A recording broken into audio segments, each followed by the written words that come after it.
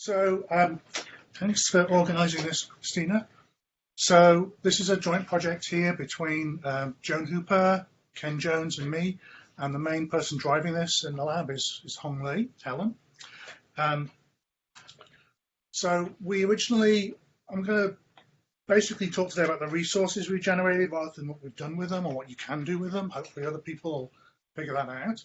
And originally we had three aims, which were to look at gene expression in the developing mouse face and then look at bioinformatics of differential splicing during facial development.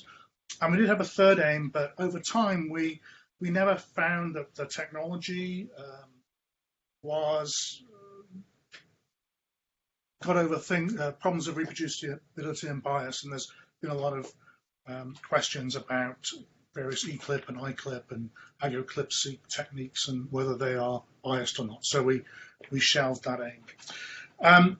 So this is the stage of mouse development we're studying, basically from about E10.5 to E12.5, when the prominences are first forming, to when they fuse to form the mature facial platform. So we're looking at time points from E10.5 to E12.5. And we've heard a lot about neural crest, and we heard a little bit from Axel about some epithelial, ectodermal specific enhancers.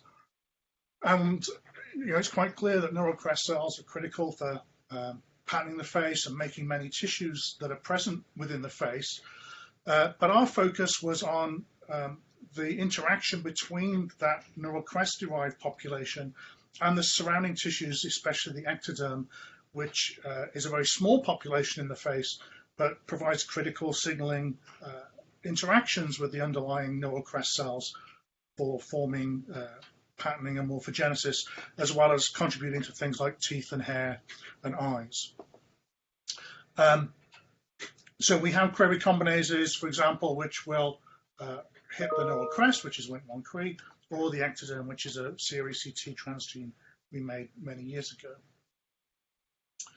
So our approach has been to take mice at these three stages here, pull off the craniofacial prominences, treat them with disphase to derive ectodermal and mesenchymal components, and then initially, which is shown down here, initially we would perform RNA-Seq analysis on these samples in triplicate to get data for each individual prominence, 2 tissue layers for that prominence, and at 3 different time points. And again, all our data, including this data, has been uploaded to the FaceBase hub.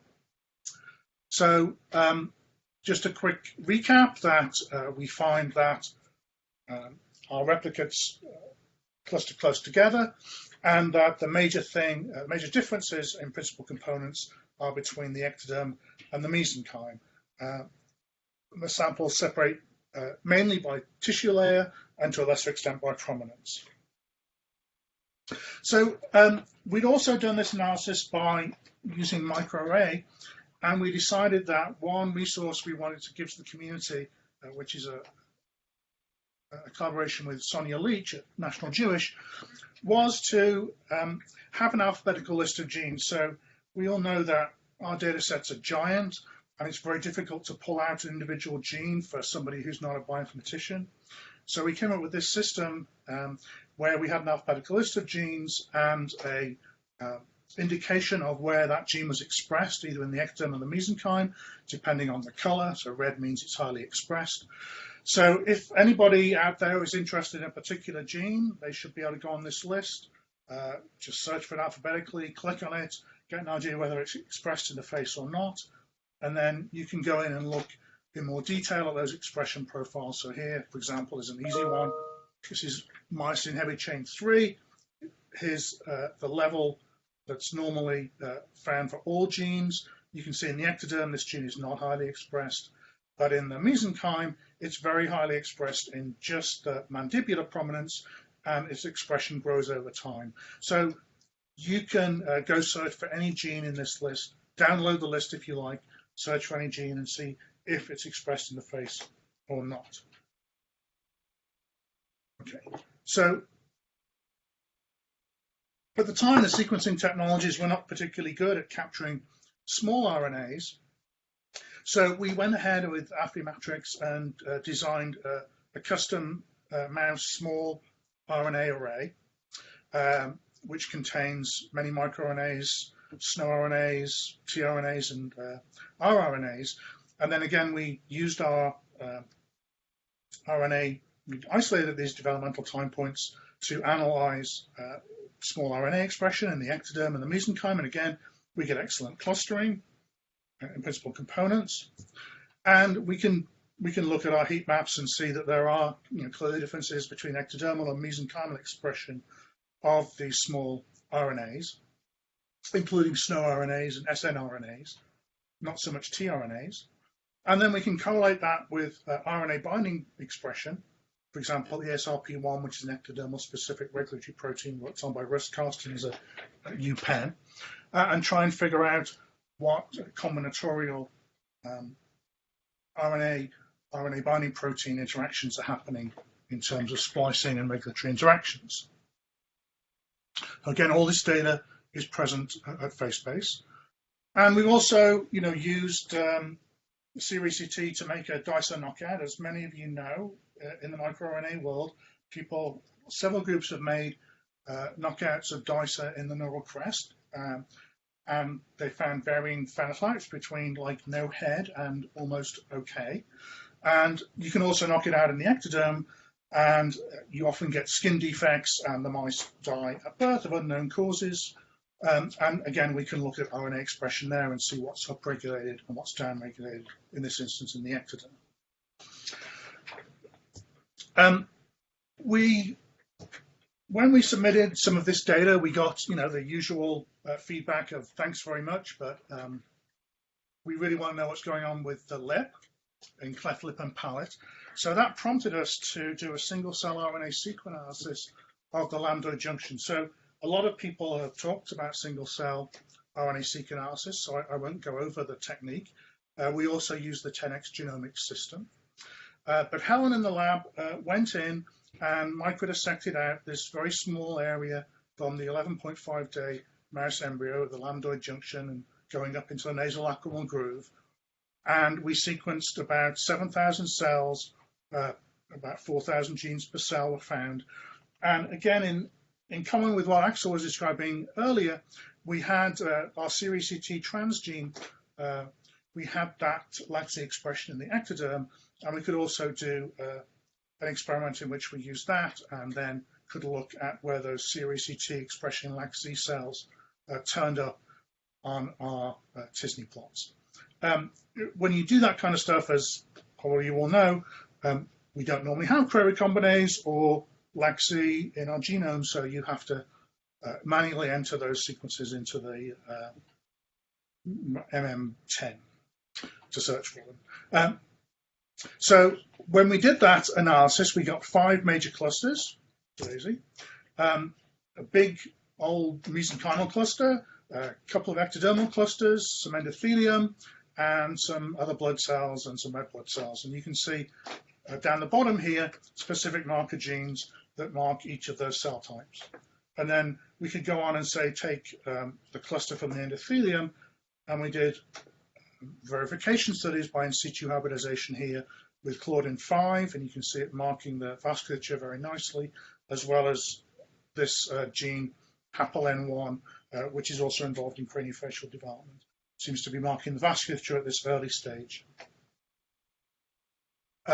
We can recluster that giant mesenchymal cell population up here. You've heard about reclustering from others. And we can identify multiple populations.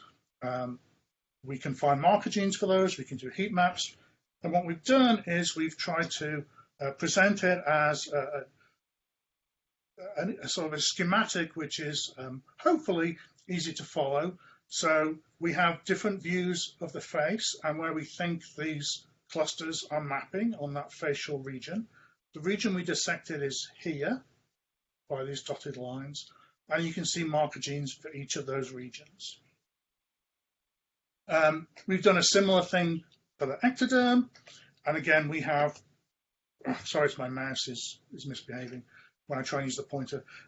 We have very similar things for the ectoderm, where we can identify multiple clusters. here, these are the surface clusters, and here, up here somewhere, is this one is the peridermal cluster.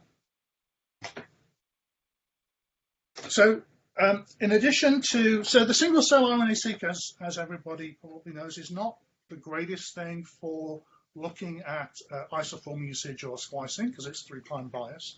So we went back and looked at the RNA-seq data we had to look at differential isoform expression. And the summary of that is we find that most differential isoform usage occurs between the different tissue layers, between the ectoderm and the mesenchyme, rather than between the different prominences. Many of the genes that are differentially spliced, we find, are associated with EMT in other biological contexts. As I said, the isoform expression in the maxilla, the mandible, and the nasal prominences is very similar, and only a few genes show alterations in exon usage over time in a specific tissue. So there's not a lot of differences in splicing over time. It's more splicing differences between the tissue layers.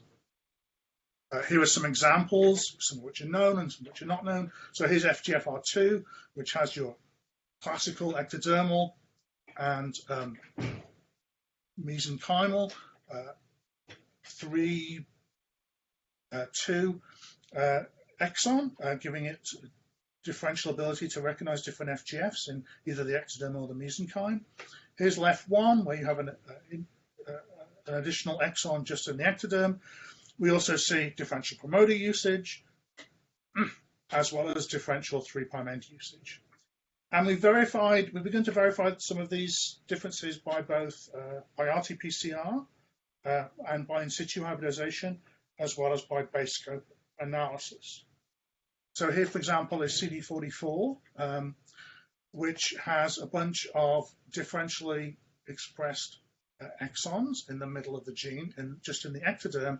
And using a total probe, you can see that there's a big difference in terms of the ectoderm and the mesenchyme in the whisker follicles of this mouse. So the mesenchymal form is expressed in the whisker follicles, whereas the ectodermal form is mainly expressed in this developing nasal cavity. Now, a lot of the genes we were looking at turned out that their exons that are skipped are often less than 80 nucleotides. And so that's not very helpful if you're trying to do whole mount in situ hybridization.